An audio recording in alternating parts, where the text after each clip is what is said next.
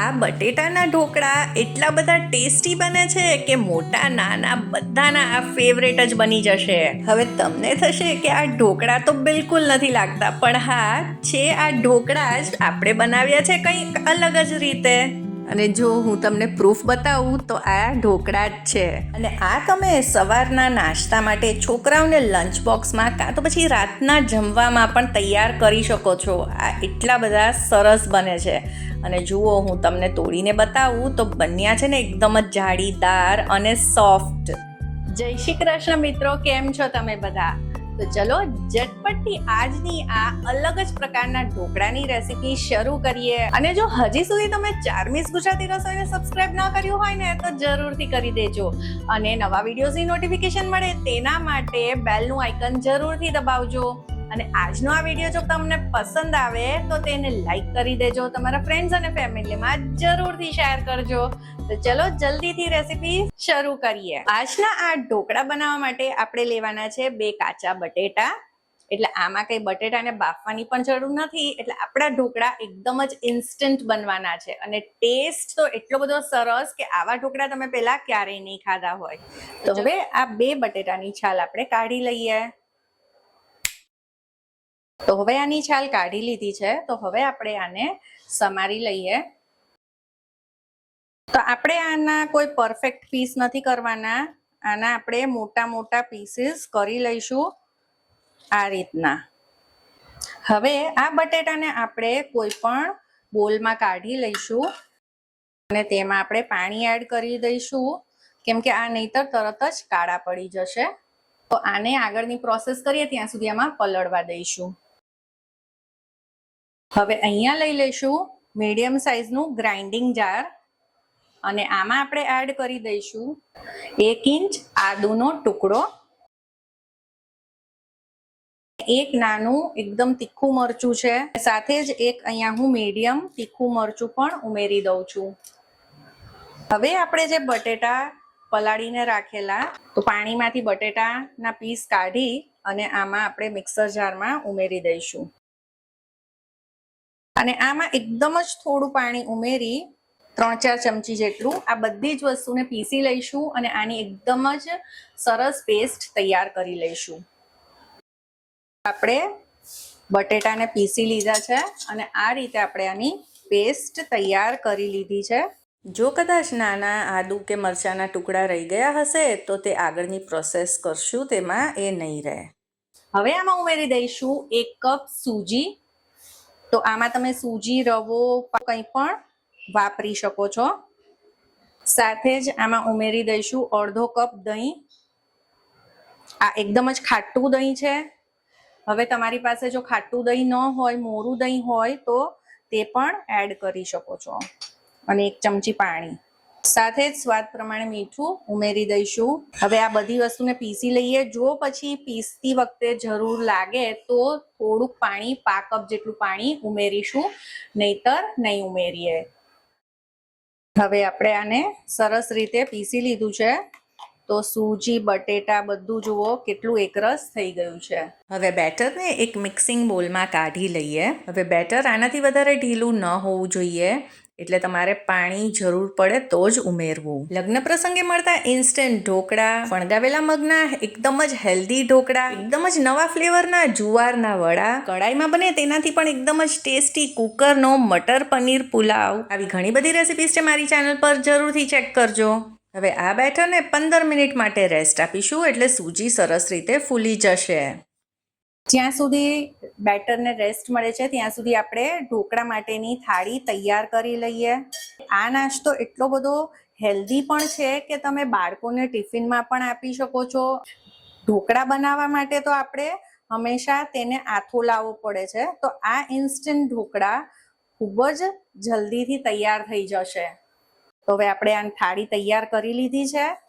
હવે ઢોકળા જેમાં સ્ટીમ કરવાના છે તે પણ આપણે રેડી કરી લઈએ. હવે ઢોકળા સ્ટીમ કરવા માટે અહીંયા હું આ રીતે પેન લેવાની છું. એની અંદર આ કાંઠો મૂકી દીધો છે અને અંદર આપણે પાણી ઉમેરી દઈશું અને આપણે આને ગરમ મૂકી દઈશું. અને એક આવી રીતે નીચવેલા લીંબુનું છોતરું પણ ઉમેરશું, જેથી કરીને કઢાઈમાં કંઈ પણ ડાઘ નહીં પડે. આ ઢોકળાનો સ્વાદ વધારવા માટે આપણે એક વઘાર તૈયાર કરી લઈએ. તેના માટે વઘારિયામાં 3 ચમચી તેલ મૂકીશું. આમાં ઉમેરીશું 1 ચમચી રાઈ, અડધી ચમચી જીરું, 1 ચમચી ચણાની દાળ, 1 ચમચી અડદની દાળ અને સૂકા મરચાં. આને અડધી મિનિટ માટે આ રીતે સાંતળી લઈશું. ગેસને બંધ કરી દઈશું ને આ વઘારને ઉમેરી દઈશું આપણે બેટરમાં. આ વઘારને આમાં ઉમેરી દઈએ. આ વઘાર આમાં એડ કરવાથી આ ઢોકળાનો ટેસ્ટ ખૂબ જ સરસ આવે છે. એક વખત આ રીતે જરૂરથી ટ્રાય કરજો, નહીતર આપણે ઢોકળામાં આમ તો કંઈ પણ ઉમેરતા નથી હોતા. તેલ નાખવાથી સોફ્ટ પણ થશે. આપણે આમ તો ઢોકળામાં કાચું તેલ ઉમેરતા હોઈએ છીએ. હવે આ ઢોકળાને એકદમ જ સોફ્ટ બનાવવા માટે આપણે આમાં ફ્રૂટ સોલ્ટ એડ કરીશું, એટલે કે ઈનો. હવે ઈનો ન હોય તો તમે બેકિંગ સોડા પણ ઉમેરી શકો છો. અને ઈનોને એક્ટિવેટ કરવા માટે ઉપરથી આપણે થોડાક ટીપા લીંબુના ઉમેરી દઈશું. આનાથી એક તો ખટાશ પણ સરસ આવશે, કેમ કે આપણે આમાં ઇન્સ્ટન્ટ આથો લાવવાનો છે. આ ફૂલશે પણ બહુ જ સરસ. જ્યારે પણ આપણે ઢોકળાના બેટરમાં ફ્રૂટ સોલ્ટ કે પછી સોડા ઉમેરીએ પછી એને રાખવાના નથી, તરત જ આપણે આના ઢોકળા તૈયાર કરી લેવાના છે, નહીતર જે આ ઇન્સ્ટન્ટ આથો આવ્યો છે તે બેસી જશે. હવે બેટરને આ થાળીમાં પાથરી દઈએ.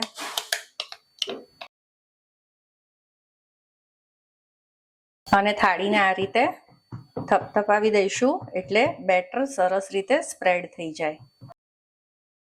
હવે આ ઢોકળામાં કાળા મરીનો પાવડર ખૂબ જ સરસ લાગે છે, એટલે તે થોડુંક હું ઉપરથી છાંટી દઈશ. તમારે લાલ મરચું છાંટવું હોય તો તે પણ છાંટી શકો છો. થોડીક કોથમરી પણ નાખી દઈશું. અને હવે આપણે આને સ્ટીમ કરવા મૂકી દઈએ. આમાં આપણે થાળી મૂકી દઈએ. હવે ઢાંકણામાં આ રીતે કોઈ પણ કપડું બાંધી લેવું, કેમ કે વરાળના લીધે જ્યારે ઢાંકણા પર પાણીના ટીપા બાજી જાય છે અને તે ટીપા પછી ઢોકળા પર પડે છે ને, તો ઢોકળા જે ફૂલેલા હોય તે બેસી જાય છે અને ઢોકળા ઉપર આખું પાણી પાણી થઈ જાય છે. તો તે ન થાય તેના માટે આ રીતે કપડું જરૂરથી બાંધવું. હવે લગભગ 10 થી 12 મિનિટ થઈ ગઈ છે, તો આપણે ઢોકળાને ચેક કરી લઈએ. તો જુઓ કેટલા સરસ એકદમ ફૂલાયેલા ઢોકળા બન્યા છે. એક વખત આપણે આને ચેક કરી લઈ ચપ્પુ નાખીને. તો આ રીતે તે ચોખ્ખું જ બહાર આવે છે, એટલે ઢોકળા આપણા બની ગયા છે. ગેસની ફ્લેમ બંધ કરી અને થાળીને કાઢી લઈએ.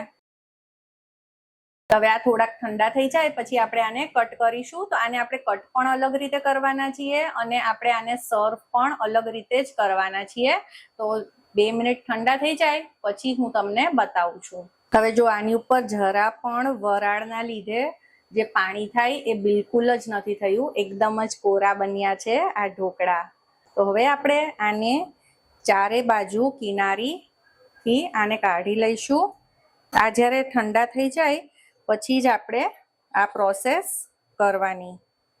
અને આ બટેટા આપણે આમાં ઉમેર્યા છે એટલે આ થોડાક ઢોકળા કાળાશ પડતા થશે. જેમ આપણે ઢોકળા એકદમ સફેદ બને છે તેવા નહીં બને, પણ ટેસ્ટમાં ખૂબ જ સરસ લાગે છે. બાળકોને હંમેશા કંઈક અલગ અલગ રીતે વસ્તુ આપીએ નાસ્તો, તો જ એમને મજા આવે છે.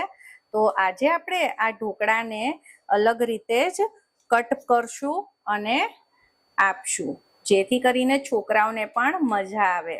આજે આપણે આ ઢોકળાને આ રીતે ટ્રાયેંગલમાં કટ કરવાના છીએ. તો જુઓ હું તમને આ ઢોકળા બતાવું તો કેટલા બધા સોફ્ટ બન્યા છે. તો હવે આગળની આપણે પ્રોસેસ જોઈ લઈએ કે શું કરવાનું છે. હવે અહીંયા આ રીતે આપણે નોનસ્ટિક પેન મૂકી દઈશું ગેસ ઉપર. એમાં 3-4 ચમચી તેલ ઉમેરી દઈશું. હવે આમાં ઉમેરી દઈશું અડધી ચમચી રાઈ, અડધી ચમચી જીરું અને 1 ચમચી તલ. સાથે જ લીમડાના કટકા કરીને ઉમેર્યા છે. હવે આપણે આ જે પીસ તૈયાર કર્યા તેને આમાં આ રીતે મૂકવાના છે. આ મારું પેન નાનું છે એટલે આમાં એકસાથે બધા પીસ નહીં આવે, તો જેટલા આમાં આવશે તેટલા હું મૂકી દઉં છું. તમારી પાસે જો મોટું પેન હોય તો તે તમે લઈ શકો છો. આને હું 2 બેચમાં શેકી લઈશ. તો આપણે આને થોડુંક ક્રિસ્પી બનાવશું નીચેથી. હવે આપણે આની સાઈડ ચેન્જ કરી લઈએ અને બીજી બાજુથી પણ એને થોડુંક ક્રિસ્પી થવા દઈએ. જો અહીંયા થોડુંક ક્રિસ્પી આ બની ગયું છે.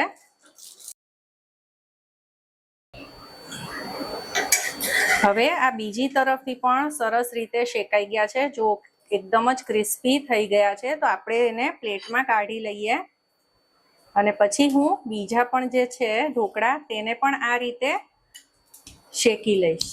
તો આજના એકદમ જ ટેસ્ટી અલગ જ પ્રકારના ઢોકળા તમે પણ જરૂરથી ટ્રાય કરજો. સાચે જ એકદમ ટેસ્ટી બને છે. આજની આ રેસિપીને લાઈક કરજો, તમારા ફ્રેન્ડ્સ અને ફેમિલીમાં જરૂરથી શેર કરજો અને મારી ચેનલ ચાર્મીઝ ગુજરાતી રસોઈને જરૂરથી સબસ્ક્રાઈબ કરજો. બધાને જય શ્રી કૃષ્ણ.